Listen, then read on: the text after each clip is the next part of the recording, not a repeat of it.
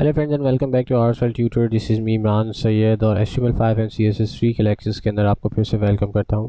जैसे कि आप जानते हैं कि रिस्पॉन्सिव वेबसाइट की सीरीज़ में जो है हम लोग अभी काम कर रहे थे, जिसके अंदर यानी कि फ्लूइड ग्रिड लेआउट के ऊपर हम लोग काम कर रहे थे।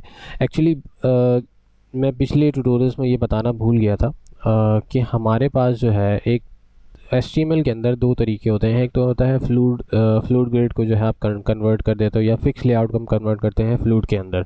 और एक होता है हमारे पास क्वेरीज को इस्तेमाल करते हुए आप अपने किसी पेज को जो है वो रिस्पॉन्सिव वे के अंदर जो है वो कन्वर्ट करते हो।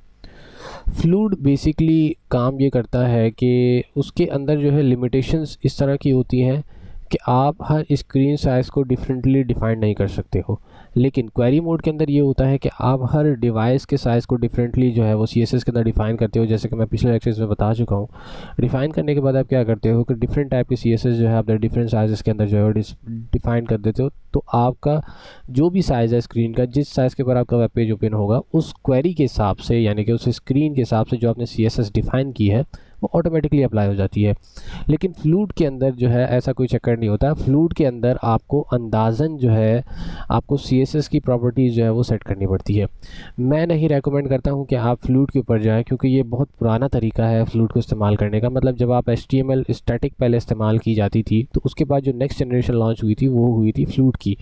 फ्लूइड की लॉन्च होने के बाद जो है वो क्वेरीज़ जो है वो लॉन्च हुई थी, क्वेरीज़ को इस्तेमाल किया गया था, और अब भी जो है वो क्वेरीज़ ही इस्तेमाल होती है। तो इन लेक्चर्स के अंदर मुझे फ्लूइड समझाना था, लेकिन बेसिकली मेरे माइंड में जो चीज़ थी वो क्वेरीज़ के हिसाब से थी, तो मैंने सारा का सारा जो काम था क्वेरीज़ का वो मैंने आपको इन फ्लूइड के लेक्चर्स के अंदर समझा दिया। तो आगे जो क्वेरीज़ के लेक्चर्स थे उनको मैं स्किप कर दूंगा, मैं रिमूव कर दूंगा इस स्लाइड्स के अंदर से, क्योंकि हमारा जो क्वेरी का लेक्चर्स थे वो मैं इसके अंदर कवर कर रहा हूँ। बिल्कुल हेजिटेट मत होइएगा कि फ्लूइड के अंदर जो है आपको काम आना चाहिए, क्वेरीज़ के अंदर काम नहीं या क्वेरीज़ के अंदर आपको काम आता है फ्लूइड में नहीं आता। तो कोई इतना मुश्किल काम नहीं है। अगर आपने क्वेरीज़ के ऊपर काम सीख लिया तो फ्लूइड को देखना कोई इतना बड़ा हार्ड एंड फास्ट चीज़ नहीं है। और बेसिकली जब आप प्रैक्टिकल लाइफ में जाएंगे और वेबसाइट डिज़ाइनिंग के ऊपर काम स्टार्ट करेंगे, तो मैं आपको गारंटी बोलता हूँ कि आप फ्लूइड को स्किप करके डेफिनेटली क्वेरीज़ के ऊपर आएंगे, क्योंकि क्वेरीज़ का जो प्लेटफॉर्म है वो अब हर जगह इस्तेमाल होता है। जैसे कि आपके पास द्रुपाल है, ये CMS पैनल्स की मैं बात कर रहा हूँ, जैसे कि वर्डप्रेस है, द्रुपाल है, जुमला है, और इसके अलावा काफ़ी सारे प्लेटफॉर्म्स हैं। तो उन सब के अंदर जो है क्वेरीज मोड ही इस्तेमाल किए जाते हैं अब। तो उम्मीद करता हूँ कि ये बात क्लियर हो गई होगी। चलते हैं लेक्चर की जानिब, काफ़ी लंबा हो गया मेरा टॉकिंग का एरिया।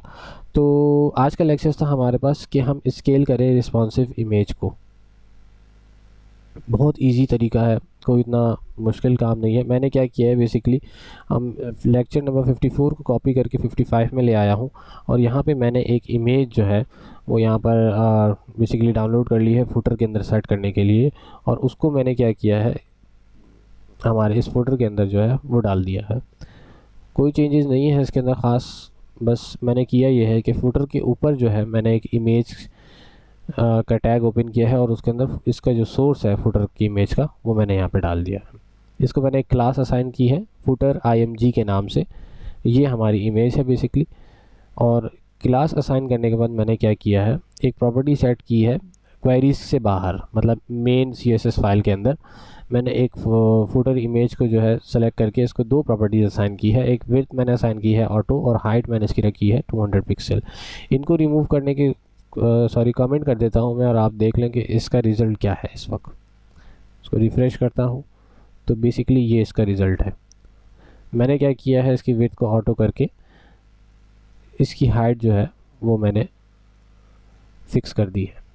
ठीक है, तो अब इसका रिज़ल्ट चेक करते हैं क्या है। सॉरी, रिफ़्रेश, और ये बेसिकली इसका रिज़ल्ट है। अब इसके अंदर क्या आपके पास इशू आ रहा है कि आपके पास जो है वो इस एरिया में डिफ़ाइन है, जबकि हमें कंप्लीट चाहिए। हम चाहते हैं कि जब भी ये पेज ओपन हो तो ये कंप्लीट ओपन हो। तो हम क्या करेंगे, अपनी क्वेरीज़ को इस्तेमाल करेंगे, और क्वेरीज़ को इस्तेमाल करते हुए हम लोग क्या करेंगे, इसको यहाँ से कट करेंगे, और अपने हाईएस्ट साइज़ जो कि ये वाला हाईएस्ट साइज़ है इसके अंदर हम जाएंगे, यहाँ पे इसको पेस्ट करेंगे, और विड्थ को हम कर देंगे 100%। ठीक है, 100%। हाइट यही रहेगी। अब ये बिल्कुल एक्यूरेट आपके पास आ गया है। अगर आपको हाइट में कोई प्रॉब्लम लगी हो तो आप अपनी हाइट जो है वो यहाँ से एडजस्ट कर सकते हैं। ठीक है, अब हम लोग क्या करते हैं, इसके रिस्पॉन्सिव मोड में जाते हैं। रिस्पॉन्सिव मोड में जाने के बाद अब ये हमारे पास एक तरह का डिस्प्ले आ गया हमारे पास कंप्लीट हाई लेवल, यानी कि जो भी हमारी बेस्ट लार्जेस्ट रेजोल्यूशन है उसके अंदर हमें इस वक्त अवेलेबल है, जो कि हमने सेट की है अपने CSS फाइल के अंदर यहाँ पे। ठीक है, इसको थोड़ा सा आगे ले जाते हैं। सेव 5000px के अंदर है हम लोग। अब आते हैं हम लोग 1024 के अंदर। तो हमारे पास इस वक्त व्यू जो है बिल्कुल एक्यूरेट है, हमें चेंज करने की फ़िलहाल ज़रूरत नहीं है कुछ भी। 768 पे जाते हैं तो अब हमारे पास ये साइज़ जो है थोड़ा सा इशू कर रहा है। तो अब हम क्या करेंगे, अपने 786 साइज़ के अंदर जाएंगे और इसको एडजस्ट करने की कोशिश करेंगे। तो 786 के अंदर आते हैं हम लोग और इसको यहाँ से कॉपी करते हैं।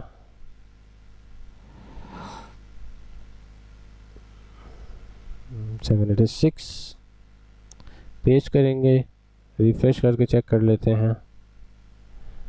चेक करते हैं, बिल्कुल एक्यूरेट फुटर है आपके पास, यहाँ पर भी एक्यूरेट है, इस बिगेस्ट साइज़ में भी एक्यूरेट है और इस साइज़ में भी एक्यूरेट है आपके पास। अब आते हैं हम लोग मोबाइल साइज़ के अंदर। मोबाइल साइज़ के अंदर इसकी हाइट जो है वो थोड़ी सी स्क्वीज्ड है, तो अब हमें मोबाइल साइज़ के अंदर यही चीज़ कॉपी करेंगे हम लोग मोबाइल साइज़ में जाके। ठीक है, मोबाइल साइज़ में डालने के बाद हम इसको सेव करेंगे, इसको रिफ़्रेश करेंगे, एक्यूरेट है। तो अब हम क्या करेंगे, इंस्पेक्ट में जाके इसके मोबाइल साइज़ के अंदर जो हाइट है इसको कम करेंगे और जहाँ पर ये आपको लगे कि अब ये एक्यूरेट है तो हम जाके यही प्रॉपर्टी जो है अपने CSS में डिफ़ाइन कर देंगे दोबारा से। मेरे ख्याल से अब ये बिल्कुल एक्यूरेट है। तो अब हम क्या करेंगे, 91 पिक्सल इज़ द बेस्ट। सो अपने ड्रीम व्यूअर में जाके इसकी 91px जो है हम लोग हाइट सेट कर देंगे और इसको यहाँ से रिफ़्रेश करके चेक कर लेंगे, बिल्कुल एक्यूरेट काम कर रहा है। दोबारा से टेस्ट करते हैं, ये बिल्कुल एक्यूरेट है। लैपटॉप साइज़ भी एक्यूरेट है, टैबलेट साइज़ बिल्कुल एक्यूरेट है, मोबाइल साइज़ बिल्कुल एक्यूरेट है, स्मॉलेस्ट मोबाइल साइज़ भी बिल्कुल, मीडियम साइज़ एक्यूरेट है, बट स्मॉलेस्ट साइज़ जो है उसमें थोड़ा सा इशू है आपके पास। तो इसी को हम यहाँ से कॉपी करेंगे।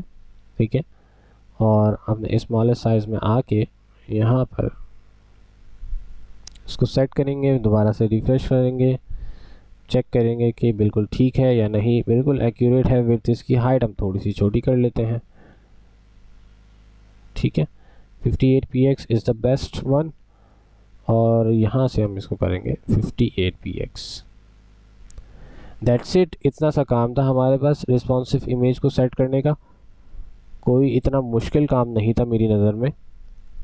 ठीक है, तो उम्मीद करता हूँ कि ये आपको क्लियर हो गया होगा कि किस तरीके से जो है आप अपनी इमेजेस को जो है रिस्पॉन्सिवली सेट कर सकते हो बाय यूजिंग क्वेरीज़। और क्वेरीज़ के बारे में डिटेल में जो है वो मैंने आपको लेक्चर्स जो स्टार्ट किए थे, अगर कोई नया विज़िटर है तो वो अगर देखना चाहता है कि मैंने किस तरह से रिस्पॉन्सिव के ऊपर काम स्टार्ट किया था तो लेक्चर नंबर 51 से आप वॉच करते जाएं और ऑनवर्ड जो है आप देखेंगे रिस्पॉन्सिव के लिए अपना लेक्चर नंबर 56 तक। लेक्चर नंबर 56 के अंदर जो है हमें कंप्लीट वेब पेज जो है वो देखना है किस तरह से क्रिएट किया जाता है, लेकिन मैं इस लेक्चर को जो है वो स्किप कर दूंगा, लेक्चर नंबर 56 को, क्योंकि ऑलरेडी मैं यहाँ पर एक कंप्लीट वेब पेज के ऊपर ही काम करता हुआ आ रहा हूँ। तो मुझे नहीं ख्याल कि आपको जो है दोबारा ज़रूरत है एक कंप्लीट पेज को चेक करने की। तो लेक्चर नंबर 56 जो है वो मैं रिप्लेस कर दूंगा विद लेक्चर नंबर 57। तो हमारा जो नेक्स्ट लेक्चर होगा 57 का वो चेंज हो जाएगा 56 के अंदर। तो लेक्चर नंबर 57 जो नेक्स्ट लेक्चर होगा इसके अंदर हम क्या करेंगे, रिस्पॉन्सिव मेन्यू। अब जो है यही वेब पेज को इस्तेमाल करते हुए हम लोग क्या करेंगे, यहाँ पर एक रिस्पॉन्सिव मेन्यू बार जो है वो सेट करने की कोशिश करेंगे विद यूजिंग क्वेरी। इसको इस्तेमाल करते हुए जो हम लोग एक रिस्पॉन्सिव बार जो है वो यहाँ पे इस्तेमाल करेंगे। तो मिलते हैं फिर नेक्स्ट लेक्चर के अंदर। और इस लेक्चर के हवाले से अगर आपको कोई क्वेश्चन हो तो आप कमेंट कर सकते हैं, मैं आपको रिप्लाई कर दूंगा। चैनल को सब्सक्राइब करना ना भूलें, वीडियो को लाइक और शेयर करना भी ना भूलिएगा। मिलते हैं नेक्स्ट लेक्चर में, तब तक के लिए टेक केयर।